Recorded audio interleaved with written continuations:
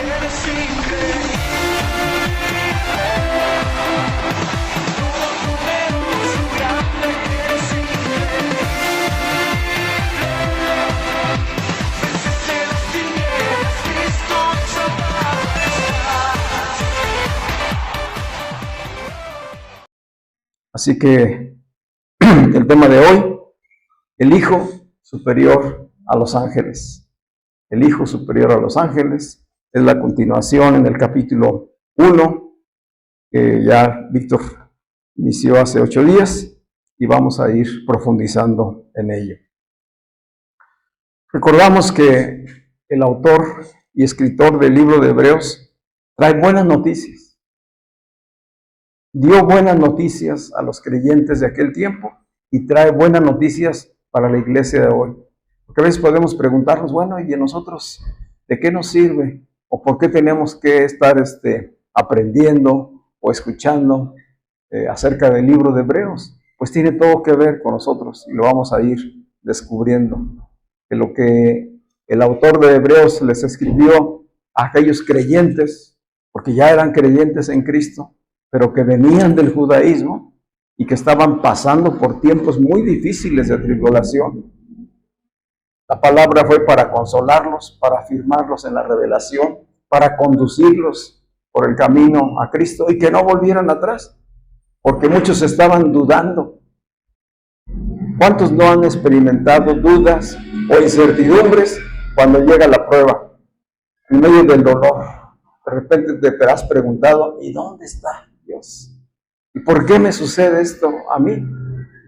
Igualmente ellos creyeron en Cristo a través del mensaje del Evangelio, y una vez que habían creído y que ya se estaban congregando, sus mismos paisanos, los miembros de su sinagoga, comenzaron a perseguirlos.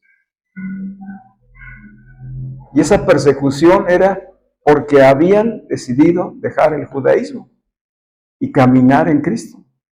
Y los judíos que se resistían al mensaje comenzaron a perseguir a los creyentes. Y la persecución fue tan severa que a muchos de ellos los llevaron a la cárcel. A otros el gobierno romano los crucificó. No era una cosa sencilla. O sea, en ese momento era muy peligroso ser creyente de Jesucristo, ser un discípulo de Cristo. Le costaba la vida. Ellos tuvieron que dejar sus casas, familiares, bienes, tierras, todo. Y cuando Él les escribe, ellos están ya dispersos. No le está escribiendo el autor de Hebreos a un grupo, a una sinagoga o a una pequeña congregación local. Le está escribiendo a hebreos que andan desperdigados ya por diferentes ciudades romanas. Y escribe la carta como una epístola que circule, que sea una circular, que sea leída en muchas partes y que los alcance, donde quiera que ellos estén, para que no retrocedan, para afirmarlos en la fe en Cristo, para decirles que están en la verdad, que no tienen por qué dudar. Este es el tiempo en que Cristo los va a fortalecer. Entonces, este es el contexto en lo que el escritor está hablando y que nos habla hoy a nosotros. Hoy la iglesia auténtica de Cristo sigue y padece persecución. Aquí en México, en algunos lugares, sí hay grandes problemas, donde hay creyentes convertidos y que hay gente que se resiste a aceptar el Evangelio y los han perseguido y les han quemado las iglesias y los han hecho salir de sus tierras. Pero hay otros lugares en África, hay otros lugares en Asia donde el día de hoy están matando gente simplemente por ser creyentes, por creer en Cristo y no creer en el Islam o en otro tipo de doctrinas que ellos tienen.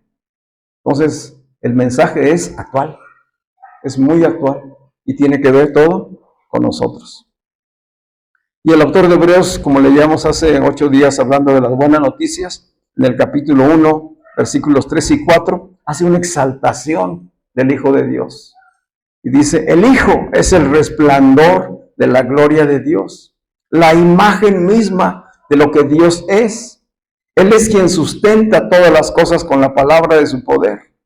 Después de llevar a cabo la purificación de nuestros pecados por medio de sí mismo, se sentó a la derecha de la majestad en las alturas.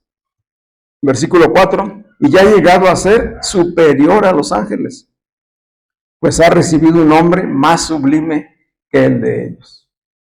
O sea, de entrada, luego los primeros versículos, es una revelación de quién es Jesús.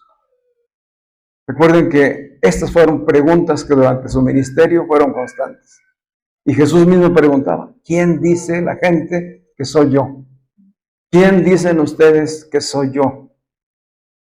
¿Serían solamente preguntas retóricas, preguntas de discurso, o tenían un propósito el hecho de que Jesús preguntara esto? Claro que tenía propósito. Sin la revelación de quién es Jesús, no se puede caminar en él. No se puede ser salvo. No se puede tener el perdón, la justificación de pecados. No se puede estar reconciliado con Dios.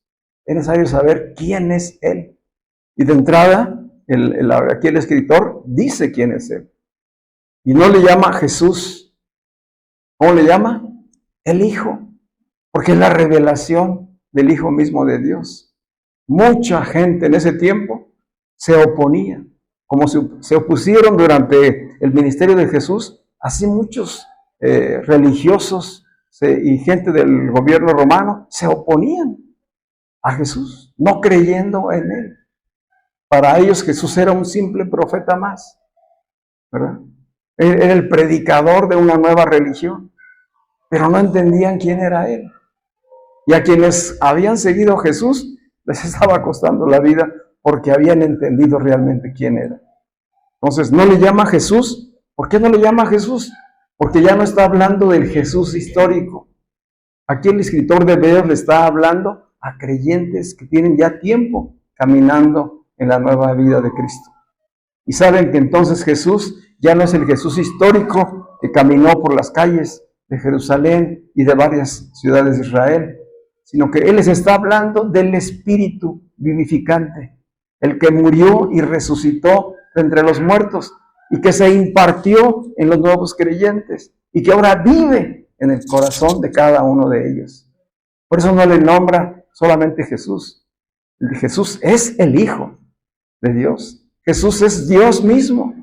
Es la imagen visible del Dios invisible. Entonces esta exaltación es para caer de rodillas inmediatamente y saber en quién he creído. Así como decía Job, yo sé que mi Redentor vive. Yo sé en quién he creído. Igual nosotros hoy, como hijos de Dios, tenemos que tener esta convicción, esta firmeza en la fe. Y decir, yo sé, lo conozco, se me reveló, he creído, confío en Él, camino con Él, porque Él también va conmigo. No va a mi izquierda ni a mi derecha, no va adelante, está en mí. Y todos en comunión como un cuerpo, estamos en Él. Qué poderoso es eso, ¿verdad?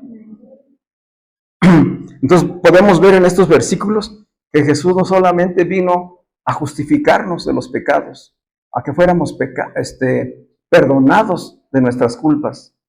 Él vino ¿a qué? A revelar al Padre. Vino a revelar quién era Dios.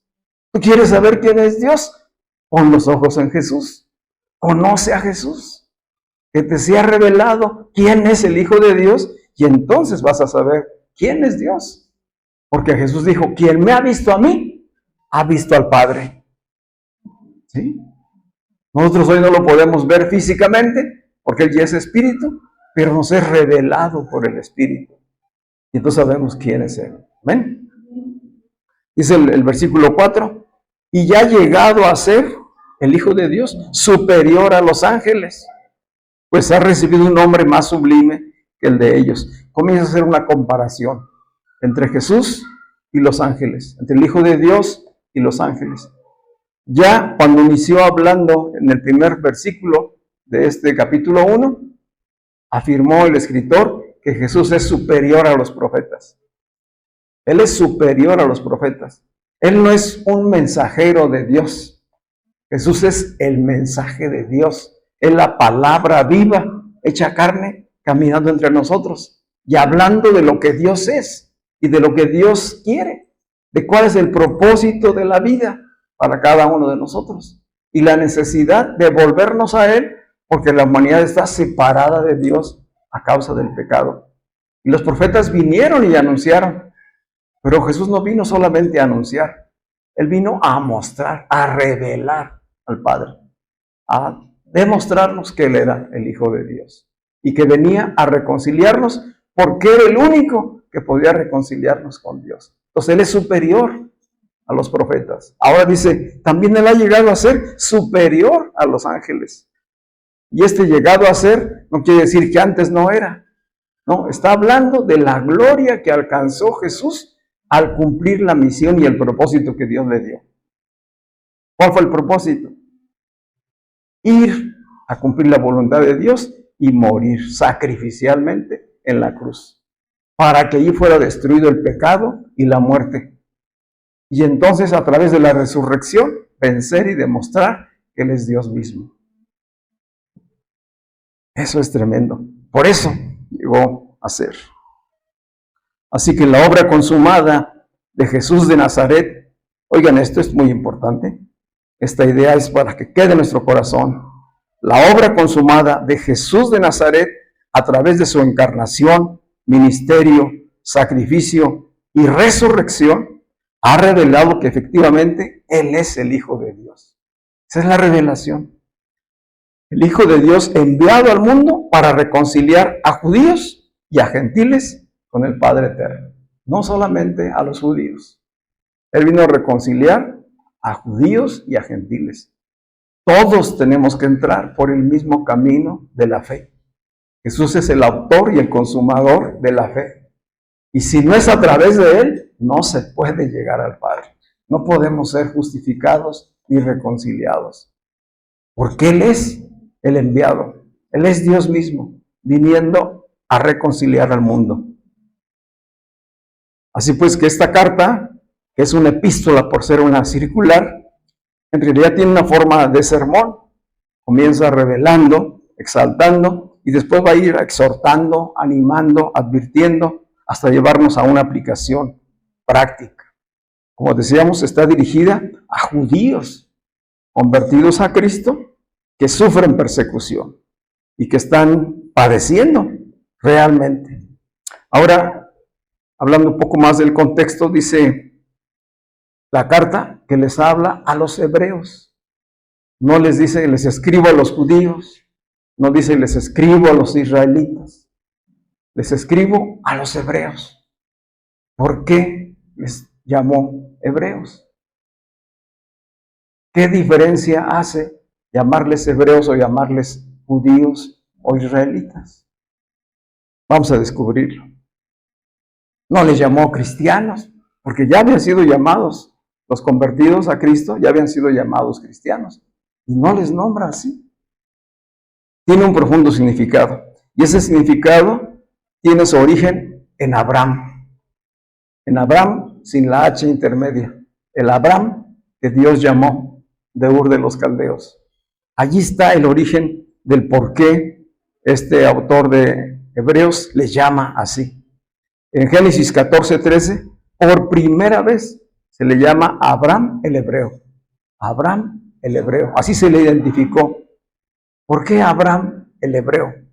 Pues vamos a recordar que este Abraham venía desde Ur de los Caldeos, lo que antes era Babilonia, tierras muy lejanas, tierras de gente pagana, y que Dios allá habló, lo escogió, lo seleccionó. ¿Por méritos? No, no había ningún mérito, fue por gracia. Él lo llamó.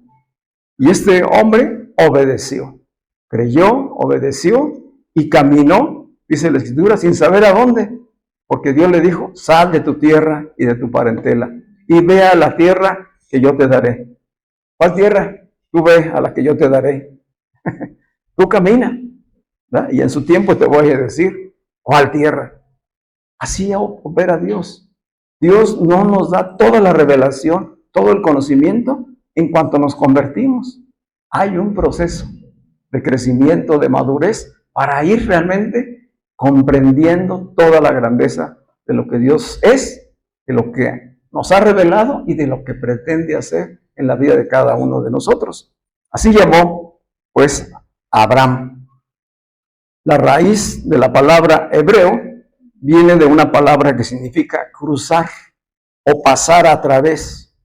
Hebreo significa cruzar o pasar a través. Y entonces aquí vemos que cuando vino Abraham, Abraham cruzó el río Éufrates, ¿sí? Para salir de Ur de los Caldeos, cruzó el río Éufrates, que era de los ríos más grandes que pasaban por Babilonia. Y después cruzó el río Jordán para poder llegar a Canaán, que es la tierra que Dios le iba a mostrar como tierra prometida para él. Entonces, ¿cómo lo veía la gente que conoció a Abraham en ese tiempo? Lo veían como el que cruzó las aguas, el que cruzó los ríos, el que vino del otro lado del río. Ese es el hebreo. Abraham, el hebreo. Ahí adquirió ese nombre de el hebreo. Y la escritura lo confirma y lo llama así.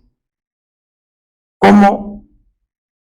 No solamente para nosotros es el que cruzó las aguas, el que cruzó el río, sino que lo hizo por un llamado de Dios y lo hizo por fe. Entonces aquí empezamos a encontrar el por qué les llama hebreos. Los hebreos son aquellos que tienen la misma fe de Abraham, ¿verdad? Son los hijos de Abraham, antes y hoy también. Es decir, que nosotros podríamos llamarnos, en lugar de cristianos, hebreos, porque tenemos la fe de Abraham. ¿Y por qué hemos cruzado las aguas? Hemos cruzado las aguas de la idolatría, hemos cruzado las aguas de la religiosidad, hemos cruzado las aguas del pecado, de la enfermedad, para venir a Cristo. Entonces, somos gente que ha cruzado, así como también Abraham cruzó. Y como Abraham cruzó, también así cruzó el pueblo de Israel. Cuando salieron de Egipto, recordemos que tuvieron que cruzar el Mar Rojo. Y lo cruzaron en seco, de manera sobrenatural y milagrosa. Y después cruzaron el río Jordán, también las mismas características, ¿se acuerdan? Sí, que Dios le dijo a Josué, en cuanto los sacerdotes entren con el arca al río, las aguas se separarán y podrán ustedes cruzar. Así que los hebreos son ¿qué? Cruzadores de las aguas. Vienen del otro lado. Vienen de la idolatría, de la religiosidad, del pecado, a la nueva vida en Cristo. Gloria al Señor, ¿verdad? Así que por eso se dirige a estos hebreos con ese nombre, para identificarlos como descendientes de Abraham, herederos de las promesas de Dios, que caminan por fe y no por vista. No tienen toda la revelación, pero creen. En lo que creen ya es suficiente para caminar en obediencia. Amén. Así que esta es la nueva vida en Cristo. ¿Por qué en Cristo? Porque Él es el autor del nuevo pacto y el consumador de la fe. Bueno, esta era la introducción. ¿Qué tal? ¿Están entusiasmados con Hebreos? Vamos a descubrir mucho que Dios tiene para cada uno de nosotros a través de esta carta. Vamos al pasaje de hoy, que está en Hebreos capítulo 1, versículos 5 al 14. Voy a leerlo. Dice el escritor, versículo 5, porque jamás dijo Dios a ninguno de sus ángeles, tú eres mi hijo, yo te he engendrado hoy. Son palabras del Salmo, capítulo 2, versículo 7. Ni tampoco dijo, yo seré su padre y él será mi hijo. Y vuelve el autor a citar, segundo de Samuel, capítulo 7. Y además, dice el escritor, cuando Dios introduce el primogénito, ¿quién es el primogénito? Jesucristo, ¿verdad? Cuando Dios introduce el primogénito en el mundo, dice que lo adoren todos los ángeles de Dios. Y se refiere a lo que está escrito en el Evangelio de Lucas, cuando los ángeles se manifestaron ante el nacimiento de Jesucristo. Y acerca de los ángeles dice, el que hace a sus ángeles, el que hace que sus ángeles sean como vientos y sus ministros como llamas de fuego. Y está citando el Salmo 104, versículo 4. Versículo 8 de Hebreos. Pero del Hijo dice, tu trono, oh Dios, es eterno y para siempre. Fíjense estas palabras. ¿Quién está hablando? Dios. Dice, pero del Hijo, se refiere a Jesús, está hablando y dice, tu trono, oh Dios. ¿Cómo le llama el Padre al Hijo? Dios. El mismo Padre le está diciendo a él, Dios, esto es importante retenerlo. Pero del Hijo dice, tu trono, oh Dios, es eterno y para siempre. El cetro de tu reino es un cetro de justicia. Ya está hablando de Jesús exaltado, resucitado, con la obra consumada, ya como Dios, Rey y Señor de todo, absolutamente todo. Él es el soberano y el Altísimo, y Dios mismo lo está nombrando como lo que es. Dice el versículo 9, amas la justicia y odias la maldad, por eso te ungió Dios, tu Dios, con óleo de alegría más que a tus compañeros. Y también dice, Señor, tú fundaste la tierra en el principio, y los cielos son obra de tus manos. Ellos perecerán, pero tú permaneces para siempre. Todos ellos se desgastarán como un vestido, los enrollarás como un manto y quedarán cambiados, pero tú eres el mismo y tus años no tendrán fin. Habla de la eternidad de Dios, de la inmutabilidad de Jesucristo. Dios jamás le dijo a ninguno de sus ángeles, siéntate a mi derecha hasta que ponga a tus enemigos por estrado de tus pies. ¿Solo a quién se lo dijo? Solo al Hijo, a Jesús.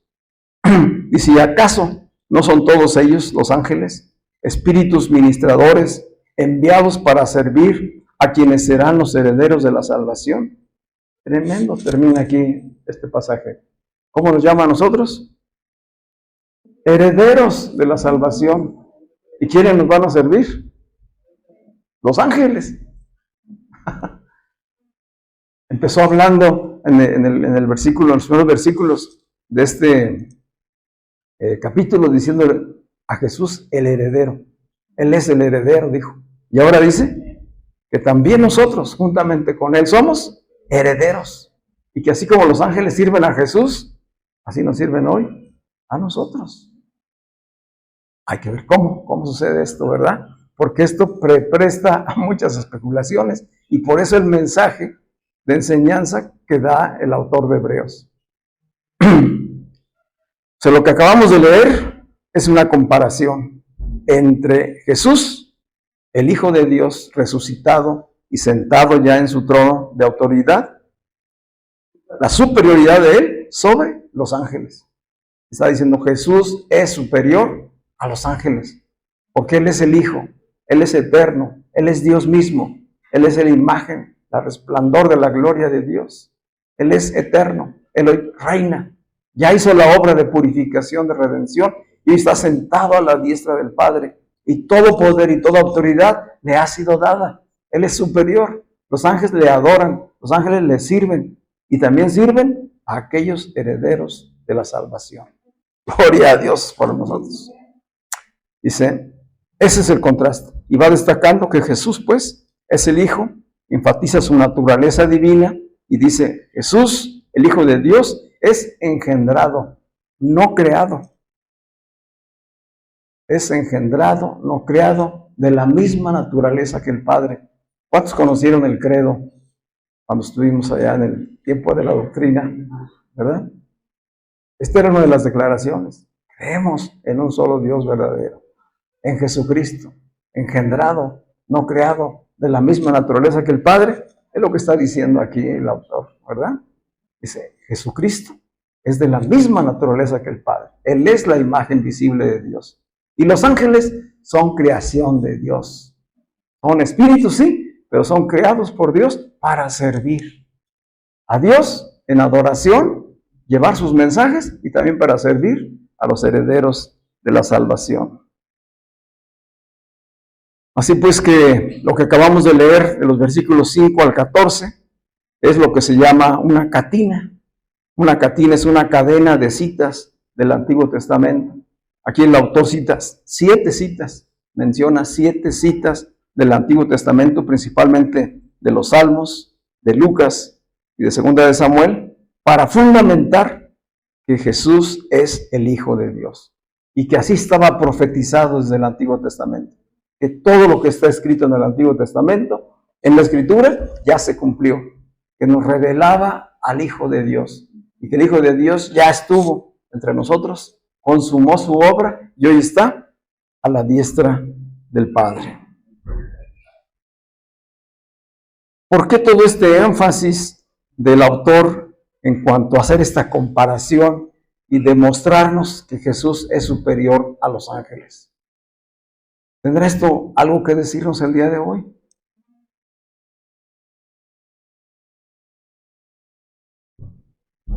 Ha sido muy popular y hasta el día de hoy hay muchas falsas creencias acerca de los ángeles. Los ángeles, a través de la historia y a través de la religión, se les ha dado un lugar de preeminencia. Y mucha gente no cree en Dios, no conoce a Jesucristo, pero cree en los ángeles, ¿verdad? Y les prende sus velas y les llevan sus aguas y no quiero extenderme más en eso, pero hay adoración, culto a los ángeles. Hay un mal entendimiento de quiénes son los ángeles y de qué manera actúan para con nosotros. Una cosa es que Dios haya dicho que estaban creados para servir a los herederos de la salvación, y otra es que los herederos de la salvación le rindan culto y adoración y lo pongan en lugar de Jesucristo, sustituyendo al Hijo. Por eso esta es la preocupación. Lo que el autor quería era desviar esta fascinación, derribar toda falsa creencia que había hacia los ángeles. Y se lo está diciendo a creyentes, no se lo está diciendo a paganos, se lo está diciendo a creyentes ya en Cristo. Es decir, que muchos de estos creyentes aún seguían teniendo en gran preeminencia a los ángeles. Y el peligro era que los pusieran en primer lugar en vez de a Cristo. A nosotros nos hace la misma advertencia hoy.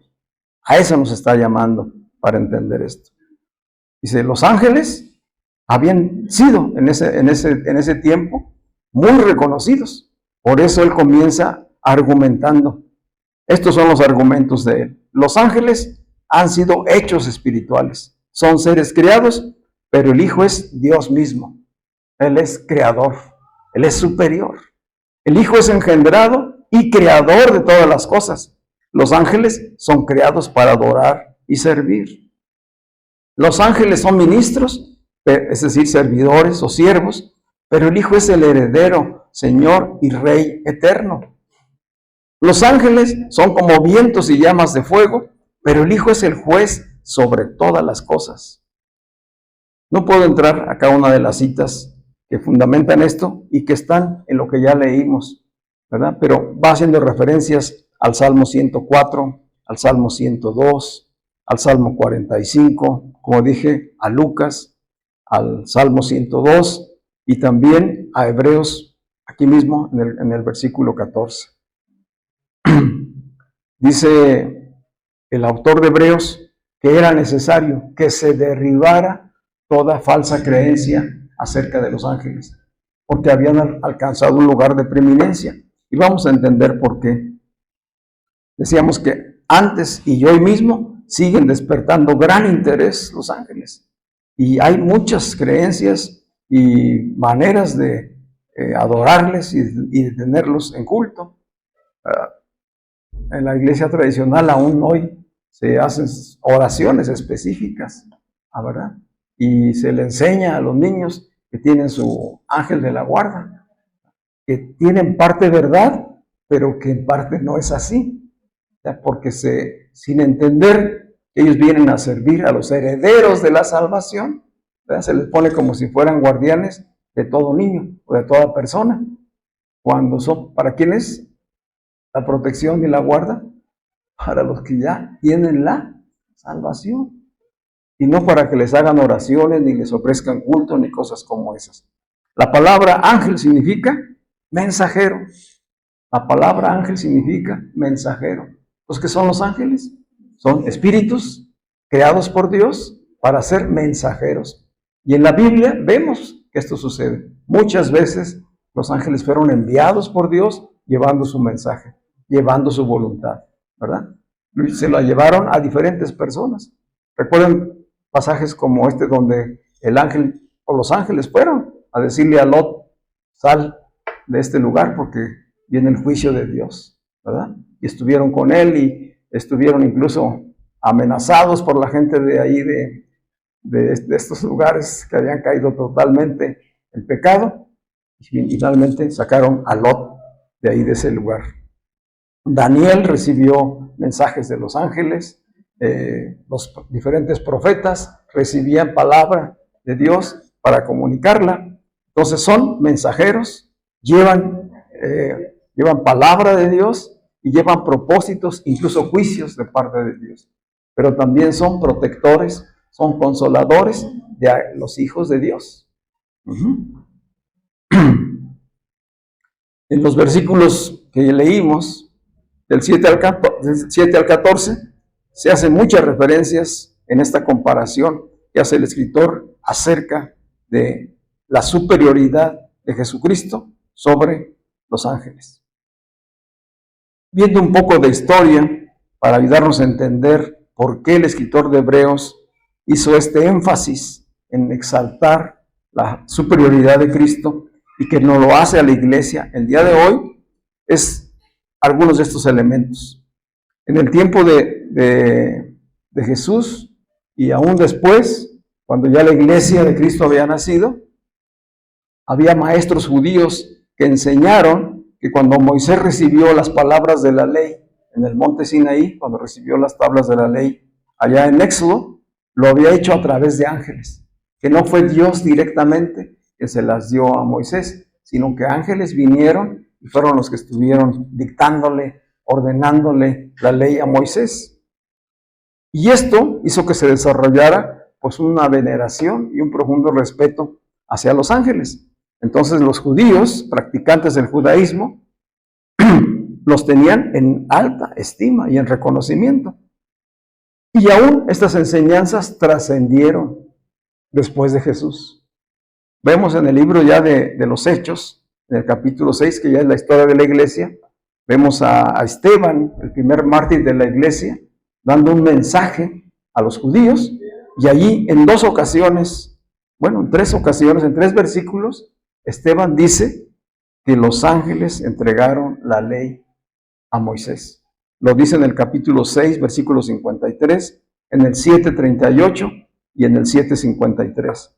También el apóstol Pablo, en Gálatas 3:19, afirma que la ley fue ordenada por ángeles y entregada a Moisés. Es decir, este es lo que una corriente importante del judaísmo entendía y creía. Y otra corriente decía, como lo tenemos escrito en el libro de Éxodo, que Dios mismo habló y escribió las tablas de la ley y se las entregó a Moisés, y entonces él bajó con ellas.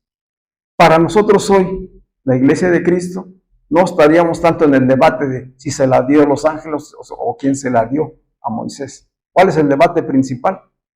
Que la ley fue dada y que la ley fue cumplida en Cristo, ¿verdad? Y que ya sea a través de ángeles o haya sido de manera directa, Dios tenía en ese momento su propósito. Y que si hubieras usado ángeles, era para cumplir un propósito específico en ese momento, ¿sí? Pero no para adorarles, no para rendirles culto. A lo que voy es a que esta es una tendencia del ser humano, de que las cosas de Dios, convertirlas a la religión. Dios decidió revelársele al pueblo de Israel, lo eligió, le dijo cómo caminar delante de él, les dio la ley, todos los rituales. ¿Y qué hizo el pueblo judío? Primero, fallar en cuanto al pacto. Y segundo, convertir todo lo que Dios les había revelado en una religión, que se conoce hoy como judaísmo, hasta el día de hoy. De tal manera que hasta el día de hoy ellos resisten el evangelio. Ellos aún no creen que Jesucristo es el Mesías, que Jesucristo es Dios y que ya se cumplió todo el Antiguo Testamento en Él. ¿Sí? Por eso las diferentes interpretaciones. Entonces ese es un dato. Por eso la preeminencia de los ángeles.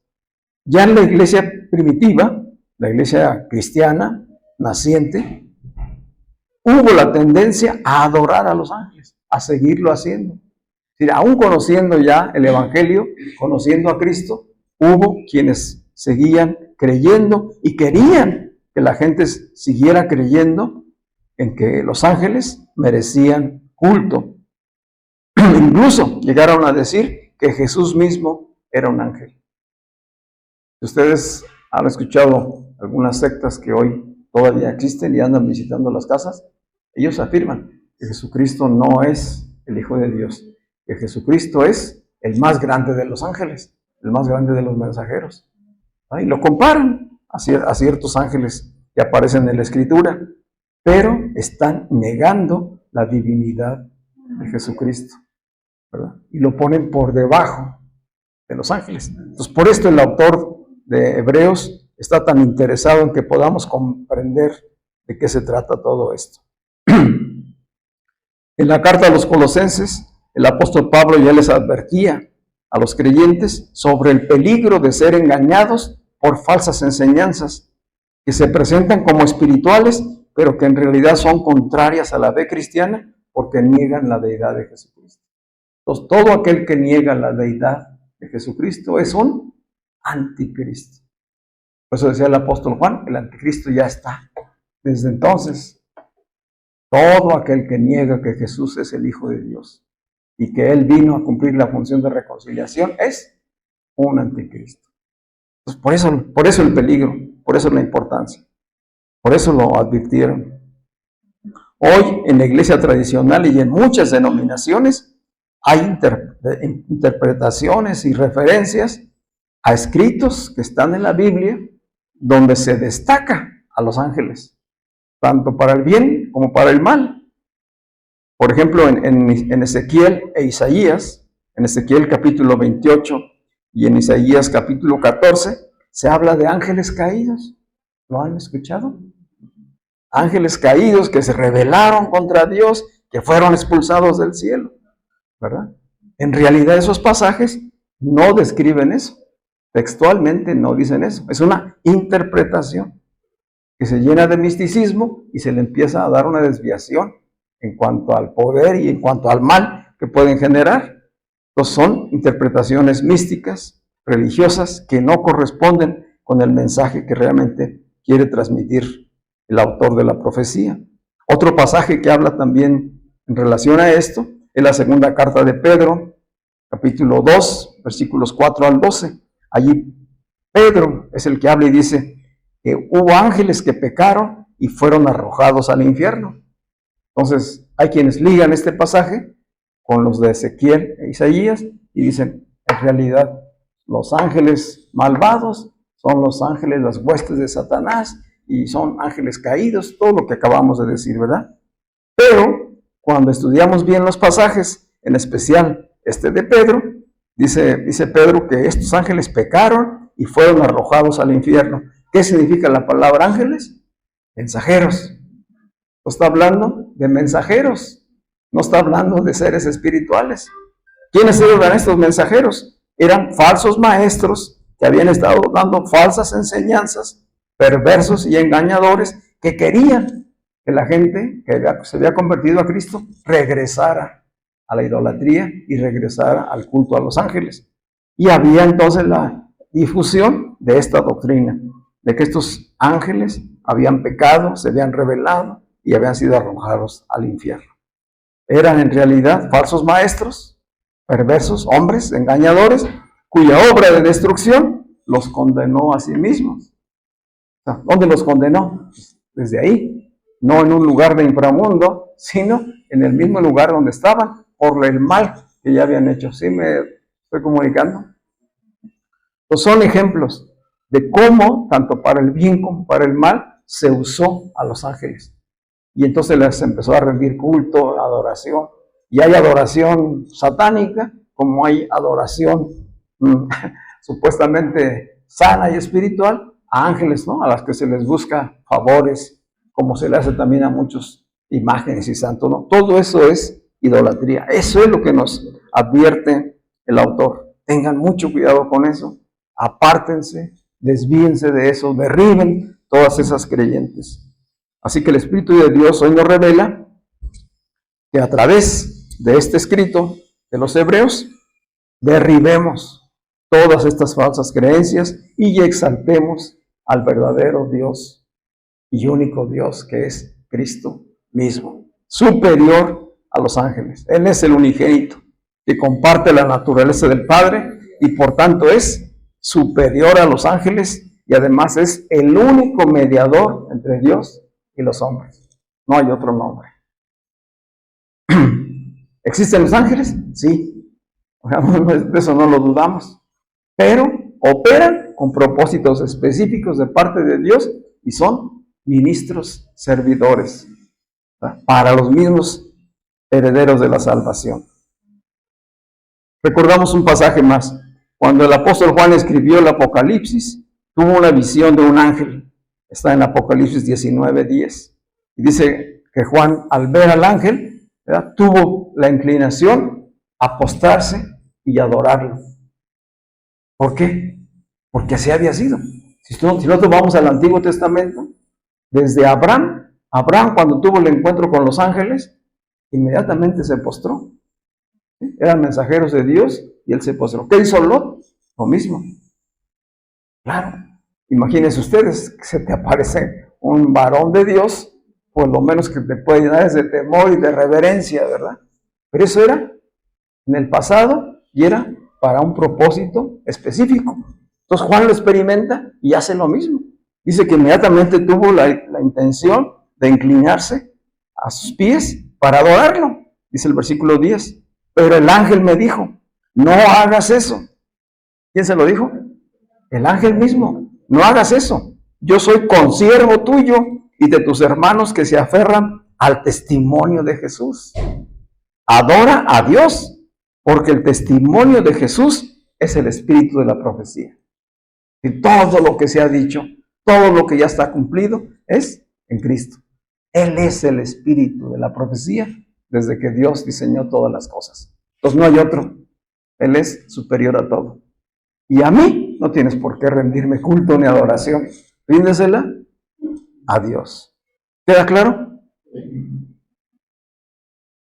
Entonces, pues, está destacado la naturaleza divina y eterna de Jesucristo como Dios, como Creador, como Rey y como Juez. Él sustenta todas las cosas. Él es el Rey gobernante en este momento y es el Juez justo.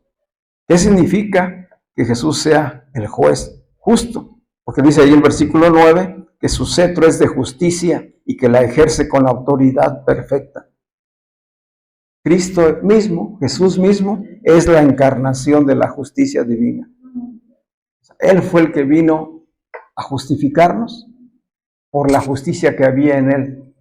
El hombre es incapaz de ser justo. ¿Por qué? Porque está en una naturaleza de pecado, condenado por parte de Dios. Era necesario que el único justo viniera. Él es la justicia divina. ¿Por qué? Porque Él siempre, desde la eternidad, ha actuado con rectitud, con imparcialidad y con equidad. Él es nuestra justicia. Y el perdón lo conseguimos a través de Él por su gracia, no por nuestras obras ni por nuestros esfuerzos. Él es el Creador eterno. A Él damos toda la gloria, porque la obra redentora ya terminada de Jesús lo revela a toda la creación, a toda la humanidad y a los seres celestiales como lo que Él es, Dios mismo, Creador del universo y Rey eterno. Amén. Amén.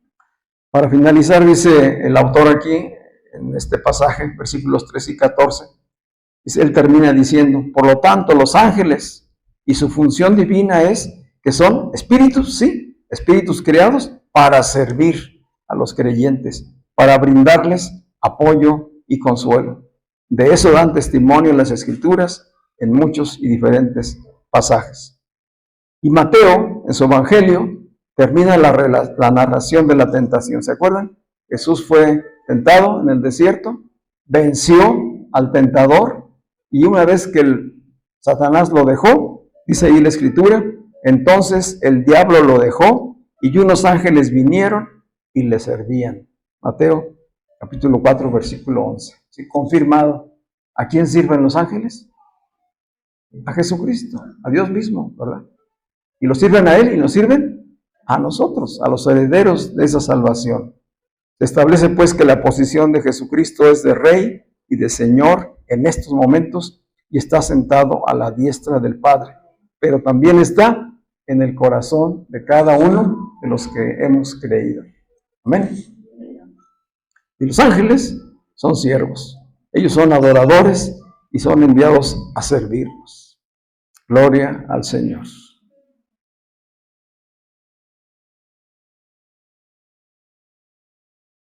¿Cómo aplicaríamos esta enseñanza? Como decía en un principio, ¿qué tiene que ver con nosotros hoy esta enseñanza de Hebreos? Número 1, que nos revela quién es Jesús. Que podemos contestar esa pregunta. Que hoy Jesús nos dijera, ¿quién dices tú que soy yo? ¿Tendríamos palabras para responder después de lo que hemos escuchado? Claro que sí, ¿verdad? Si el Espíritu ya sembró en nuestro corazón y en nuestra mente, ¿quién es Jesús, el Cristo revelado? El único que puede y ya nos reconcilió con Dios el Padre, que ya no estamos más separados de Él. Aunque hoy siga habiendo intentos para subestimar o menospreciar a Jesucristo, la Iglesia ha de levantar el estandarte de la verdad, de la revelación que está escrito, para que podamos caminar en la verdad. No podemos pensar en Jesús en nada menos que el Hijo eterno de Dios, igual al Padre en naturaleza, en poder y en gloria. Y si ese es el Dios en el que creemos, si ese es el Cristo que tenemos en nosotros, y si ese es el Cristo en el que estamos todos nosotros, ¿qué nos hace falta? Dice el escritor, dice Pablo, en Él estamos completos. Él es el todo y lo llena todo en todo. Pero son palabras espirituales. Son para nuestro espíritu. Para que nuestro espíritu no vacile, no dude, no esté en incertidumbre, sino afirmado en la fe. ¿Qué era lo que estaba haciendo el escritor con aquellos hebreos que estaban padeciendo y que estaban en tal incertidumbre que querían regresarse al judaísmo? Ellos decían, ¿valdrá la pena tanto sufrimiento, tanta pérdida por Cristo? O mejor nos regresamos a la práctica del judaísmo y nos quitamos de problemas. Se acabaría la persecución. Dejarían de perseguirnos también los soldados romanos. Porque los religiosos judíos habían dicho que los nuevos creyentes en Cristo eran traidores al gobierno romano. Porque no reconocían al César como Señor, sino que reconocían a un resucitado que nadie había visto de ellos, pero que los apóstoles sí lo habían visto. Pues por eso los persiguieron, por eso los crucificaron, por reconocer a Jesucristo como el Señor, como Dios, como Rey eterno. Hoy nosotros estamos afirmados en la verdad, en Cristo que siempre fue, que siempre es y que siempre será. Y que lo que pide de nosotros es nuestra confianza y dependencia. No en lo que vemos, sino en lo que creemos, en lo que nos ha sido revelado. Vamos a estar de pie.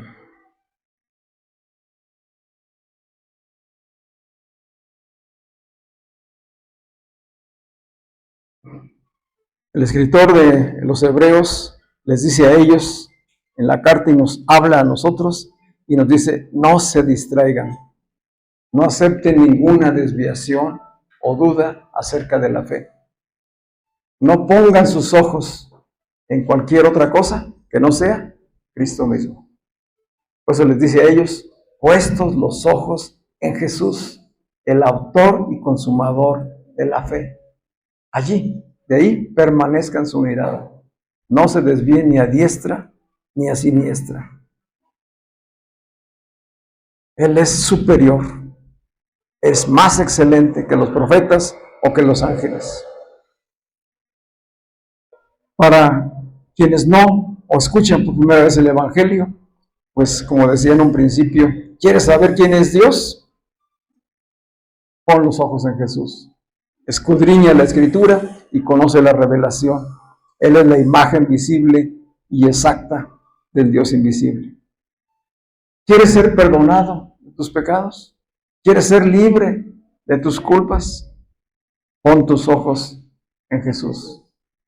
Oye el Evangelio con atención, porque Él ya pagó tu deuda. Él ya pagó la deuda de todos aquellos que confían en Él. Y habiendo hecho eso, consumó su obra y se sentó a la diestra del Padre. Hoy Él es Rey y Señor. Es la autoridad más alta en todo el universo. ¿Experimentas temor, dudas, incertidumbre por la vida en la que hoy vivimos, por el mundo, la sociedad en la que estamos, por las situaciones que padece en el matrimonio, la familia o los hijos? Todos en algún momento lo experimentamos, pero Dios nos dice hoy a través de esta palabra: pon tus ojos en Jesús, porque Él tiene el control. Nada está fuera de su control. Él lo tiene todo en sus manos. ¿Cómo lo sabemos? Él creó todo el universo y lo sigue sosteniendo hoy con su palabra, con la palabra de su poder. Si lo creemos y caminamos en esa fe, estamos seguros. Estamos seguros. Si nosotros revisamos la Escritura, tanto el Antiguo como en el Nuevo Testamento, vamos a darnos cuenta que a pesar de que muchos de ellos padecieron y sufrieron, nadie se perdió. Nadie fue dañado más allá de lo que Dios permitía para que le conocieran y permanecieran en Él. Entonces no tenemos por qué caer en incertidumbre ni en temor. Seguimos creyendo en Él y confiando en Él. Pues somos llamados no solamente a reconocer su grandeza, sino a confiar totalmente en Él y someternos a su autoridad. Si Él es Rey y Señor, entonces es mi más alta autoridad. ¿Cómo es que yo conozco su voluntad y su autoridad? A través del Evangelio, a través de la Escritura. Allí está expresada su voluntad. Allí está la revelación del por qué y cuándo hace los milagros en nuestras vidas. Cómo cumple sus propósitos en nosotros. Por eso la pregunta sería: ¿ocupa hoy el Señor Jesucristo el lugar justo y exclusivo que como Dios le corresponde en tus pensamientos, en tus palabras, en tus hechos? A eso nos está llamando hoy.